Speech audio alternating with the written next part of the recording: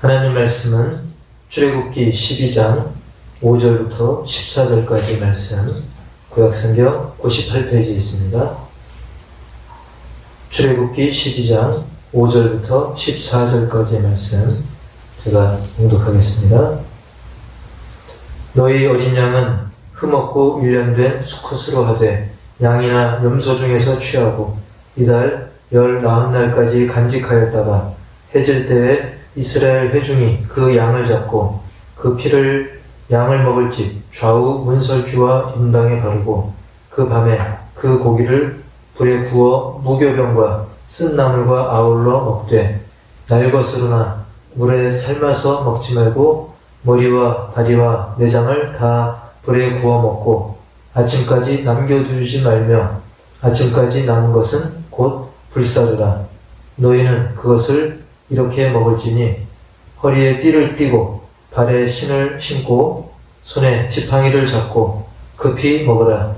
이것이 여호와의 유월절이니라.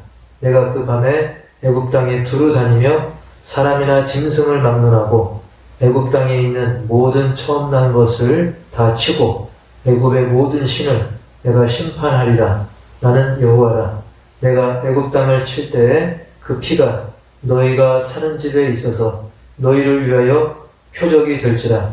내가 피를 볼 때에 너희를 넘어가리니 재앙이 너희에게 내려 멸하지 아니하리라. 너희는 이 날을 기념하여 여호와의 절기를 삼아 영원한 규례로 대대로 지킬지니라. 아멘.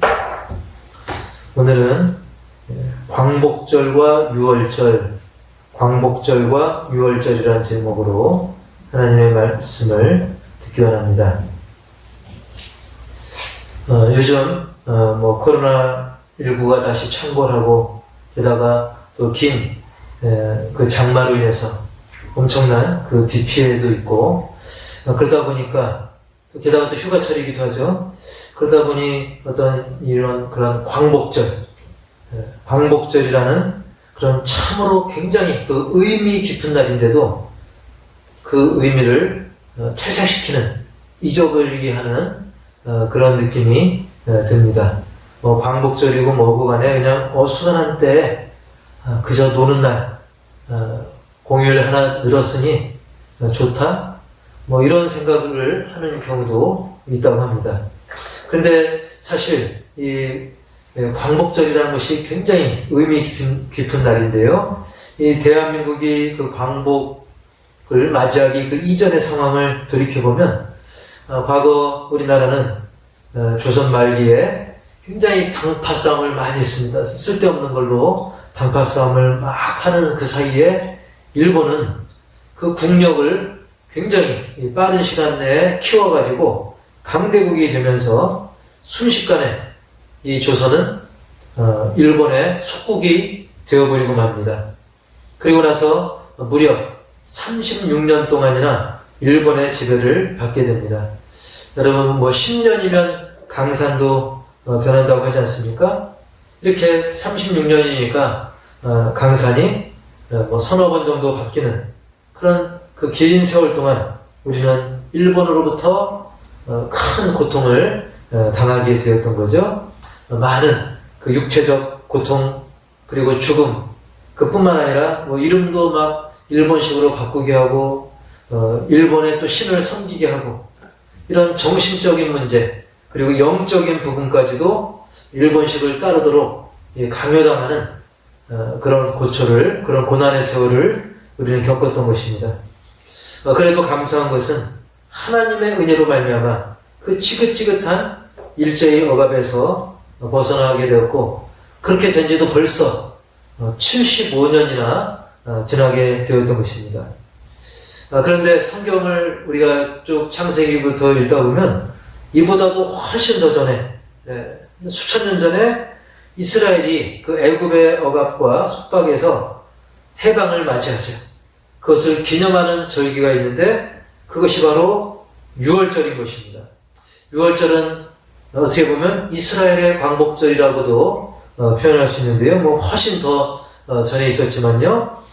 하나님께서는 그 통한의 세월을 겪던 그 그 이스라엘을 내버려 두지 않고 그들을 건져내시기 위해서 그 강대국 애굽을 치게 됩니다. 그 결과 이 절망의 세월을 보내던 이스라엘 백성들은 꿈에나 그리던, 심지어 뭐 꿈꿀 수조차 없을 정도로 굉장히 멀게만 느껴졌던, 도저히 있을 수 없는 일과 같은 그런 상상만 했던, 심지어 상상조차도 못했던 그 자유를 그들이 누리게 되었던 것입니다. 여러분, 그 일제 36년의 세월도 지긋지긋하다고 이야기하는데 이스라엘 민족은 애굽에게 무려 400년 넘도록 그런 괴롭힘을 당해왔으니 이거 뭐 상상해보면 정말 짐작조차 하기 어려울 정도로 굉장한 그 고난의 세월을 지나게 됐죠. 여러분, 뭐 400년 넘는 세월이니까 어떻습니까? 그 아기로 태어났을 때부터도 그 민족이 노예였던 거예요. 나중에 백발이 성성해서 죽을 때까지도 그렇게 노예 생활을 하는 사람이 있었던 거죠. 그러니까 전 생애 동안 노예로 태어나서 노예로 생을 마감하는 그런 경우도 있었던 것입니다. 그런 걸 생각해보면 우리는 얼마나 감사한 일입니까?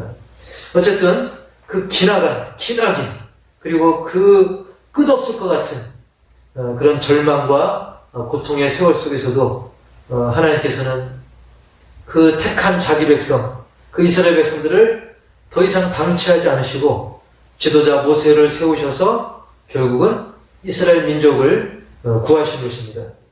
이거는 정말 사람으로서는 불가능한 기적 중의 기적인 것입니다. 200만 명을 헤아리는 그런 노예들이 이 초강대국 애굽의 반대를, 그 방해를 이겨내고 나온다는 것, 그건 도저히 불가능한 일이죠. 그야말로 하나님의 전적인 은혜로 말미암아 그 노예의 땅, 억압의 땅에서 자유의 몸이 비로소 되었던 것입니다. 할렐루야. 그런데 그 과정에서 하나님은 애굽의 그 왕으로 하여금 이스라엘 백성들을 보낼 수 있도록 계속 재앙으로 치십니다. 애굽의 바로 왕을 계속 압박한 거죠. 근데 이 애굽의 이 바로 왕은 무려 9번씩이나 두들겨 맞으면서도 매번 약속을 어기면서 버티다가 10번째 재앙에서 결국 두 손 두 발 다 들고 이스라엘 백성들을 보내주게 됩니다. 과연 그로 하여금 이스라엘 백성들을 보낼 수밖에 없었던 그 10번째 재앙은 무엇입니까? 바로 오늘 읽은 본문에도 나오는데요. 그 애굽 전 지역에 살고 있는 모든 그 장자들, 모든 장자들을 다 죽게 하는 그런 엄청난 심판이었던 것입니다. 이 재앙 앞에 애굽은 통곡하면서 이스라엘을 보내주게 되었던 거죠. 우리 한국만 장자를 아끼는 것이 아니라 이스라엘도 그리고 저 애굽도 한국 이상으로 아주 장자들을 끔찍하게 아끼는 민족입니다.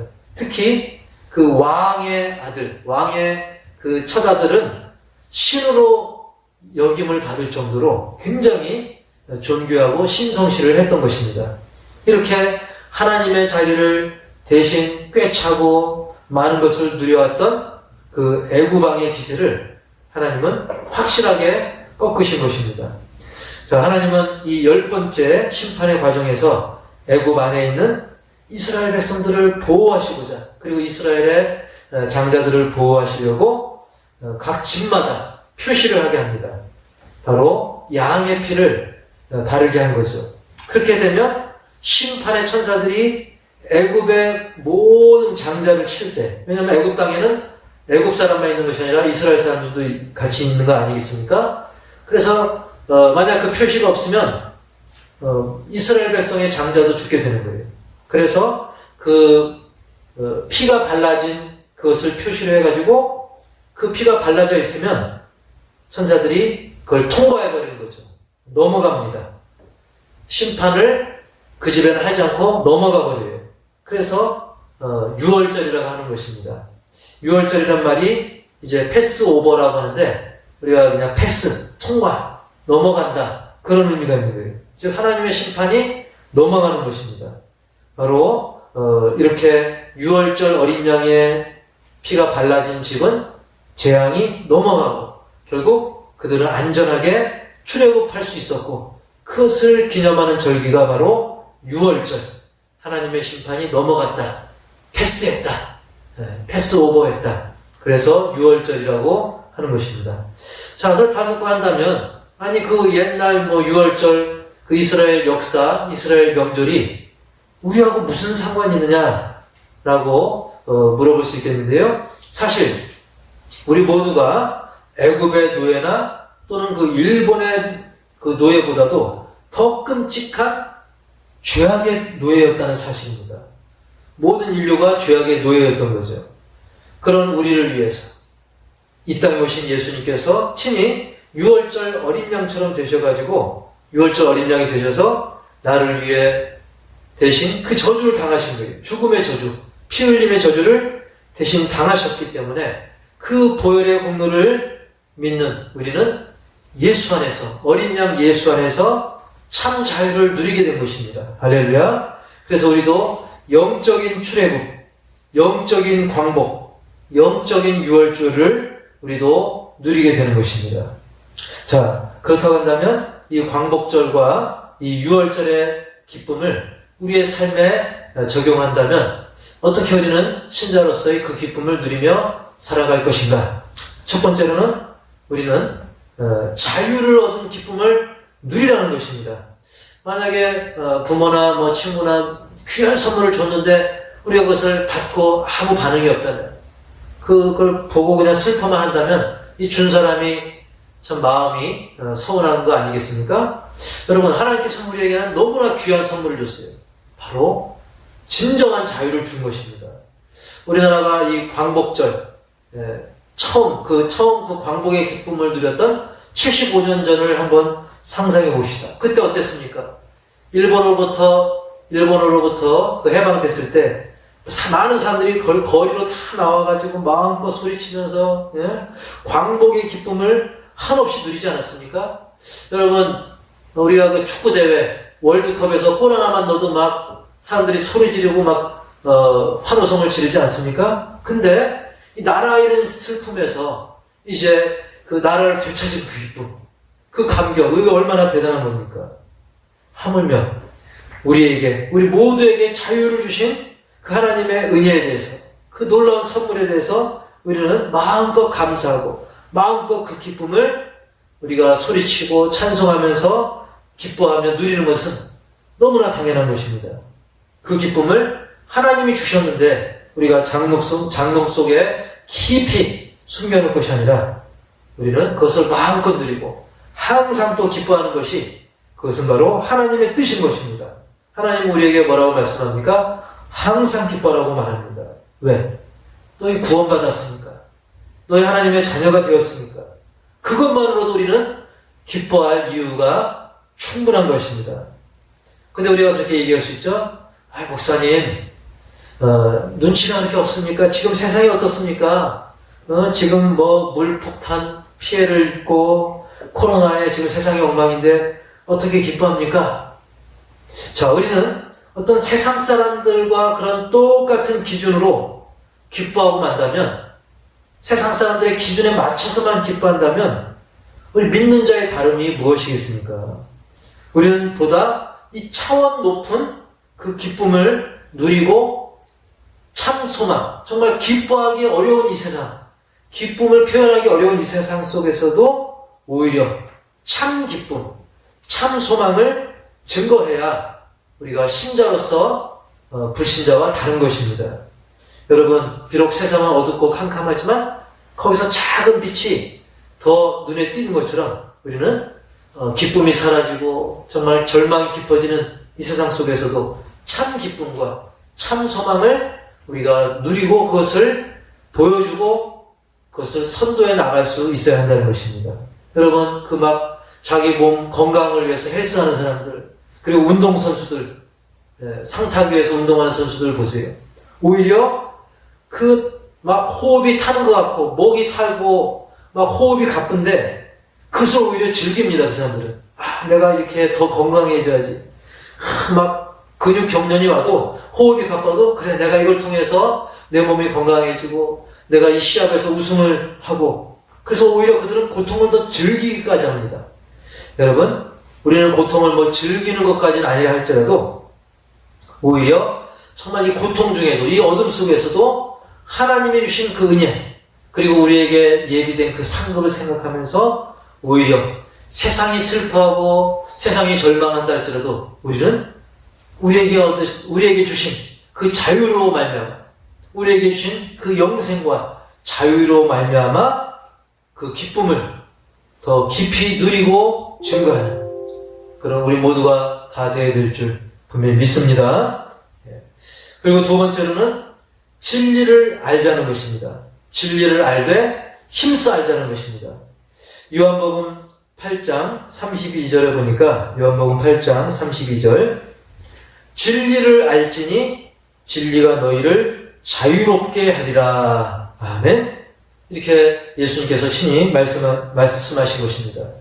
진리이신 예수님 때문에 진리이신 예수 안에서 우리는 참된 자유, 참된 해방의 기쁨을 누리게 된다는 그런 뜻의 말씀인 것입니다. 그래서 이 진리는 우리에게 참 자유, 참 기쁨을 누리게 하기 때문에 과거의 이 지배자들, 과거의 그 잘못된 지배자들이 쓰는 작전 중에 하나가 뭐냐면 피지배자들로 하여금, 즉 노예들로 하여금, 그리고 많은 백성들로 하여금 제대로 판단할 수 없도록 그런 정책을 씁니다. 진리를 모르게 하는 정책을 씁니다. 참 진실, 참 진리를 모르도록 눈을 가리는 그런 정책을 쓰는데 그걸 우민화 정책이라고도 이야기하죠. 우민화 정책. 어리석은 백성 만들기 정책을 썼던 것입니다. 참된 지식의 길을 막은 거예요. 왜냐하면 참된 진리를 알고 참된 지식을 알면 그들이 자유롭게 되면 잘못된 지배자들이 그들을 억압할 수가 없기 때문에 우민화 정책, 어리석은 백성을 만드는 정책을 쓰는 거죠. 그저 진리 알려고 하지 않고 그냥 밥 세끼 먹고 어영부영 이래도 한 세상 저래도 한 세상 그냥 이렇게 살게 만드는 거죠. 깊은 생각 못하도록 진리를 생각 못하도록 진리를 정말 못 보게 하는 그런 정책을 쓰는 겁니다. 오늘날도 사탄이 그런 일을 하고 있습니다. 참 진리이신 예수님을 그리고 참 진리의 터전인 이 교회에 대해서 우리로 하여금 사람들로 하여금 무관심하게 만드는 겁니다. 그래서 오늘날 많은 매스컴과 많은 문화와 이런 것들이 예수님을 우리가 제대로 못 보도록 그리고 교회와 자꾸 멀어지도록 그런 악한 영향력을 사탄이 행사를 하는 것이죠. 대신에 어떤 세상의 재미, 세상의 즐길거리에 한눈을 팔도록 우리를 유혹하고 있는 것입니다. 그래서 너무나 짧은 인생이 얼마나 짧습니까? 근데 이 짧은 인생살이 동안에 자신의 참모습을 보지 못하게 하고 하나님을 못 보게 하고 예수님을 못 보게 하고 교회와 멀어지게 하면서 그저 시간만 보내도록 사단이 역사를 하는 것입니다. 그래서 우리는 예수님의 죽으심과 부활로 인해서 영적인 광복을 맞은 지금도 지금 이런 때인데도 진리를 모른 채 악한 영에게 속아가지고 영적 광복의 기쁨을 누리지 못하는 영혼들이 지금 얼마나 많이 있습니까? 정말 진리를 향해서 참 진리를 향해서 고개를 들지 못하고 땅만 바라보고 이 땅에 정말 소일거리만 찾아 헤매는 영혼들이 얼마나 많이 있습니까? 그렇기 때문에 우리는 먼저 진리를 안 우리가 아직도 진리를 모르는 사람들로 하여금 깨우치는 역할을 우리가 감당해야 되는 것입니다. 그래서 우리는 진정한 영적인 진리와 참 자유를 증거해야 되는 것입니다. 전에도 그런 이야기를 역사적 그 사건 하나를 제가 이야기한 적이 있는데요. 과거 그 필리핀 산지에서 어떤 일본 그 병사가 숨어 지냅니다. 왜냐하면 전쟁이 한참 전쟁 중인 것으로 착각해가지고 전쟁이 끝났는데도 그것을 모르고 필리핀 깊은 산지에서 적에게 들키면 죽으니까 정말 그곳에서 달팽이를 잡아먹고 온갖 야생 그런 것들을 가지고 먹으면서 숨어 지냅니다. 그 전쟁이 끝난지도 모르고 무려 29년간, 거의 30년이죠. 이렇게 참 자유를 누리지 못하고 숨어 지내다가 30살 때부터, 30살 때부터 그렇게 해서 59에 드디어 발견돼가지고 그가 이제 전쟁이 끝난 걸 뒤늦게 알고 이제 일본으로 돌아가서 자유로운 생활을 하게 된 것입니다. 그게 바로 오늘날 많은 영혼들의 모습이고 어쩌면 우리의 모습일 수도 있는 거죠. 지금도 세상에는 참 평화와 참 승리, 참 기쁨을 모르고 헤매는 많은 영혼들이 있는 것입니다. 그런 그 오노다 히로 같은 그런 사람들이 아직도 많은 거예요. 만약에 누군가 빨리 그 사실을 알려줬다고 한다면 그는 정말 홀로 고독하게 숨어 지내는 생활을 일찍 청산했을 거 아니겠습니까? 바로 우리가 그런 역할을 해줘야 된다는 거예요. 지금도 참 기쁨을 모르는 영혼들에게 우리는 예수님이 사망 권세에 이겼습니다. 우리도 예수 안에서 참 승리자가 되었습니다. 이젠 참 진리 안에서 귀한 삶, 기쁨의 삶을 누리십시오. 라고 우리는 만방에 이 참 자유를 알려야 되는 것입니다. 그래서 우리는 그 두 번째가 바로 진리를 알고 힘써 알아야 되고, 이미 먼저 안 우리는 그 참 진리를 알도록 많은 사람들에게 우리의 말로 행실로 계속 깨우쳐줘야 하는 것이죠. 그 다음에 세 번째로는 죄의 악습에 다시 빠지지 말자는 것입니다. 죄의 악습에 다시 빠지지 말자. 여러분, 일본에게 우리가 몇 년 동안 지배를 받았습니까? 불과 36년입니다. 애굽의 지배를 받았던 이스라엘 백성들에 비하면 짧은 기간이죠. 그럼에도 불구하고 이 36년간의 그 일제의 잔재가 아직도 남아있습니다. 그래서 지금 대한민국은 형태는 자유민주주의 국가지만 여전히 노예처럼 지내는 사람들이 있어요. 즉 죄악의 노예, 유흥의 노예, 마약의 노예, 돈과 권력의 노예 등등 영적으로도 이 죄의 노예가 돼가지고 신음하는 영혼들이 아직도 많다는 겁니다. 전 세계적으로 마찬가지죠. 오히려 뒷걸음질 치고 있는 그런 영혼들이 있다는 겁니다. 심지어 교회 다니는 사람 중에서도 정말 다시 그 과거의 그 죄의 유혹을 이겨내지 못하고 옛날로 돌아가는 안타까운 영혼들이 많다는 거예요. 그래서 과거에 놀았던 그 죄악의 구렁텅이 속으로 마치 돼지 깨끗하게 목욕시켜도 다시 그냥 우리간에서 똥구덩이에서 막 뒹구는 것처럼, 그리고 이스라엘 백성들도 그랬었죠. 이 이스라엘 백성들이 그 지긋지긋한 애굽에서 나와서 자유를 얻었지만 다시 애굽으로 돌아가려고 하는 그런 시도들이 실제로 있지 않았었습니까? 결국 그들은 그 자유를 뺏기고 사망을 하게 되는 그런 어리석은 결과를 얻고 말았던 것이죠. 우리는 그들이 보여줬던 그것을 다시 우리도 그대로 해서는 안 되는 것입니다. 여러분, 우리가 한 가지 기억할 사건이 있죠. 바로 예수님께서 간음해가지고, 예수님께서 그 간음한 여인, 그 여인이 간음해서 돌에 맞아 죽을 뻔했는데 그를 구해주셨죠. 구해주시고서는 그래 고생했다, 이젠 잘 가라, 빠이빠이, 잘 먹고 잘 살아라, 그렇게 하지 않고 예수님이 뭐라고 하십니까? 요한복음 8장 11절에 보니까 가서 다시는 죄를 범하지 말라. 가서 다시는 죄를 범하지 말라. 라고 말씀하셨던 것입니다. 여러분, 악한 마귀는 뭐 한번 물러가고 그게 끝이 아닙니다. 끊임없이 우리를 자꾸 자극합니다. 자꾸 옛생활 하게끔. 과거에 그 달콤하고 뭐 화려했던 것 같은. 사실은 뭐 화려한 것도 아니죠. 결국 사망의 길이죠. 근데도 계속 우리를 자극하고 유혹을 합니다. 언제까지? 주님 다시 오신 날까지 사탄은 포기하지 않고 계속 자극합니다. 그래서 예수님도 경고하죠. 뭐라고 경고하십니까? 마태복음 12장 45절에 보면 이에 가서 저보다 더 악한 귀신 7을 데리고 들어가서 거하니 그 사람의 나중 형편이 전보다 더욱 심하게 되느니라. 이 악한 세대가 또한 이렇게 되리라. 라고 예수님은 강하게 경고하고 있는 것입니다. 그렇습니다. 이렇게 찔기고 찔긴 게 악한 마귀의 유혹인 것입니다. 고로 우리는 절대로 이 죄의 악습에 다시는 빠지지 마시기 바랍니다.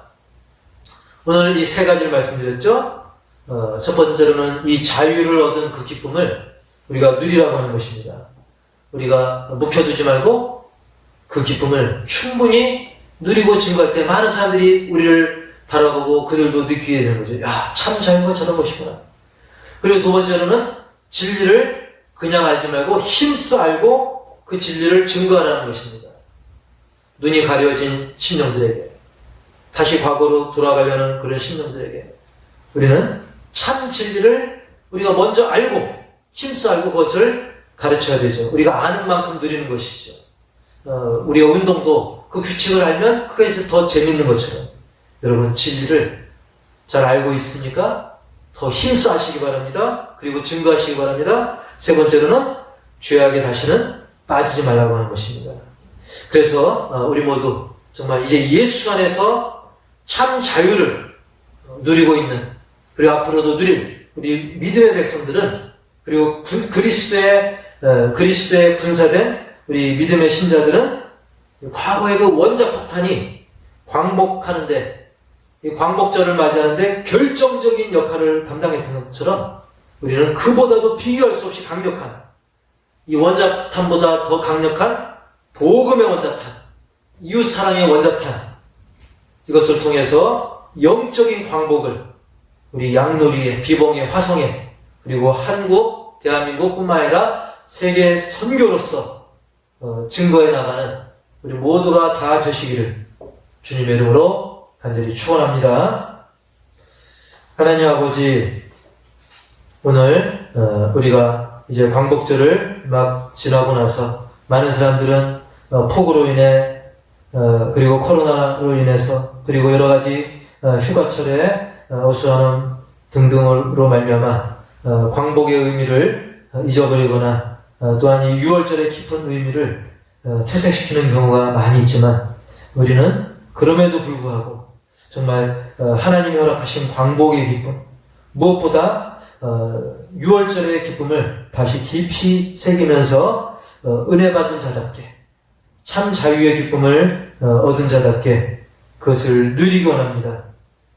그래서 75년 전의 그 함성처럼, 그리고 그보다 더 훨씬 3,000년이 넘은 그 6월절의 그 기쁨처럼 우리가 그 기쁨을 누리고 증거하게 하여 주시옵소서. 현재 이 어두운 상황 속에 매몰되지 말게 하여 주옵소서.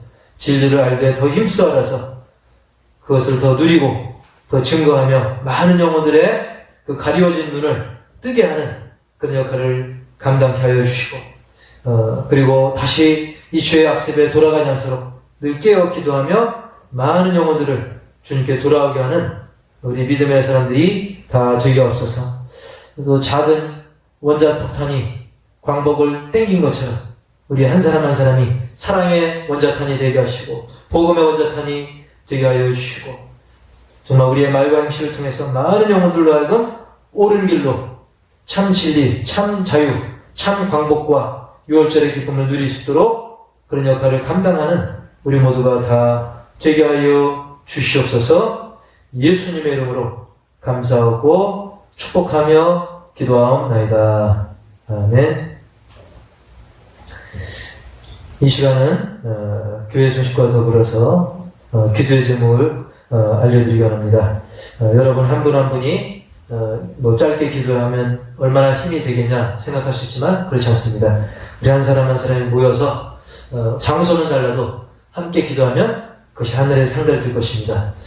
한 사람이 2분씩만 기도해도 30명이면 60분이 되는 거고 40명이면 또 80분이 되는 것입니다. 이 시간 우리가 기도 제목을 제가 읽어드릴 텐데요. 우리 한 주간 이 기도 제목을 붙들고 여러분의 개인 기도 제목과 더불어서 함께 기도해서 많이 응답되기를 주의 이름으로 축복합니다. 첫 번째로는 예상치 못한 그런 상황들, 코로나19가 더 확산하고 또 폭우로 인한 피해 등등 속에서도 하나님의 통치하심을 우리가 믿고 그 믿음으로 능히 이겨내고 신자의 소명을 여전히 잘 감당할 수 있도록, 그리고 이 더위, 그리고 장마, 휴가철, 코로나19 등으로부터 우리 호산나 모든 가족들 영육 강건할 수 있도록, 그리고 유경자 권사님 폐 치료 중에 있는데 잘 이제 좋은 결과가 있을 수 있도록 기도해 주시고요. 지금 여러 가지로 어려움 당하는 한국 교회들, 특히 코로나19가 확산하면서 어려움이 있는데 한국 교회를 위해서, 그리고 북한에 억압받는 성도들을 위해서, 그리고 열악한 선교지 선교사님들을 위해서 기도해 주시고요. 수재민을 위해서, 또 화재로 인한 우리 강병구 목사님 부부를 위해서, 그 가정을 위해서, 또 송창현 목사님 췌장으로부터 췌장 질환으로부터 회복될 수 있도록, 또 불신 영혼들, 우리가 그들도 광복, 진정한 광복과 영적 유월절을 맞이할 수 있도록 이웃 영혼 구원을 위해서도 기도해 주시고요. 교회들이 도로 은혜로운 해결을 위해서도 계속 기도를 바랍니다. 정말 그 8월달에 많은 어려운 사건, 사고들, 그리고 기도의 제목들이 많이 있는데 우리가 합심해서 기도하고 또 개인적으로 기도해서 많은 응답을 오히려 간증할 수 있는, 그래서 참 기쁨을 선포하고 간증할 수 있는 우리 모두가 다 되시기를 주님의 이름으로 간절히 축원합니다. 지금은 우리 주 예수 그리스도의 은혜와 하나님 아버지의 그 크신 사랑과 성령님의 내주교통, 치유, 인도, 회복, 동행하심이 광복절을 맞은 우리 민족, 그리고 6월절의 기쁨을 맞은 우리 신자들, 그리고 무엇보다 아직도 흑암의 권세 아래, 속박 아래 있는 많은 영혼들을 위해 기도하고 전도하기를 힘쓰는 우리 호산나 모든 가족들을 위해, 그리고 선교지와 선교사님들 위해 이제로부터 영원토록 함께 있을지어다. 아멘.